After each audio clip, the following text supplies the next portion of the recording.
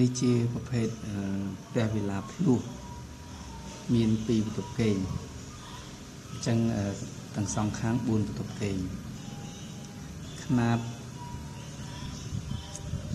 ផ្ទះគឺ5 គុណជាមួយនឹង9កន្លះ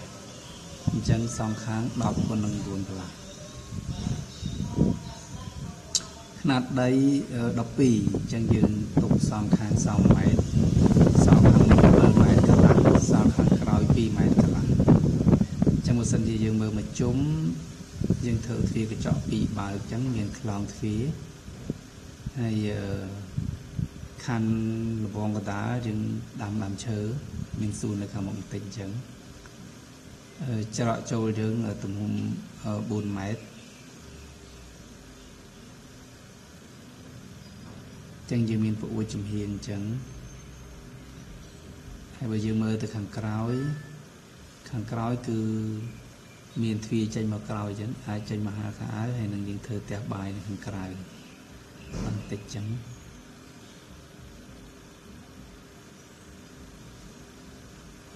ខាងក្រោមមានបន្ទប់មួយមានកន្លែងទទួលភ្ញៀវទូលាយ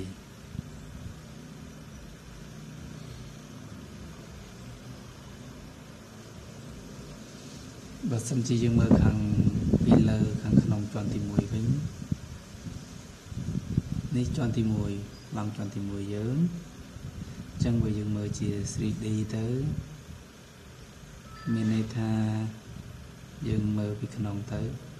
ញ្ចឹងជាន់ទី1យើងចូលមកនេះកន្លែងទទួលភ្ញៀវយើងអាចដាក់សាឡុងបានមួយឈុតអញ្ចឹងហើយយើងមានចតាឡើងមកលើឡើងទៅជាន់ឡើងទឿដល់ពេលនេះបន្ទប់គេងនៅជាន់ផ្ទាល់ដីបន្ទប់គេងជាន់ផ្ទាល់ដីយើងចូលមកយើងមានគ្រែមានបន្ទប់ទឹកមួយហើយនេះផ្លូវទៅក្រោយនេះយើងចេញទៅច្រកក្រោយទៅផ្ទះបាយខាងមកខាងទៀតដូចគ្នា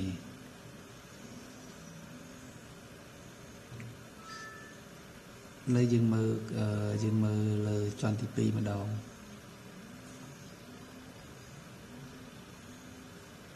យើងមើលលើជាន់ឡើងទឿយើងជាន់ឡើងទឿយើង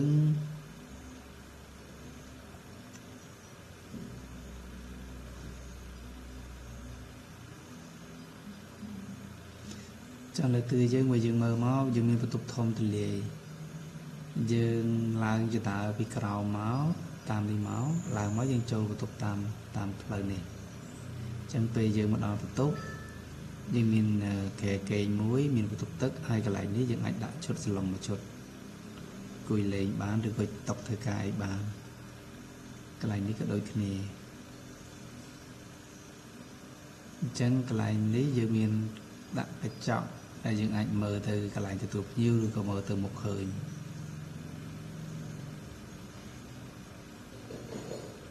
អញ្ចឹងបន្ទប់នៅជាន់ឡើងទឿយើងធំទូលាយ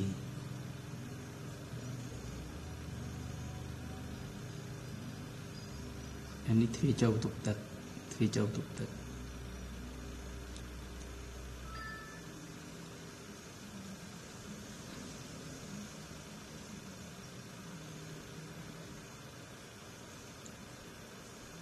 អរគុណ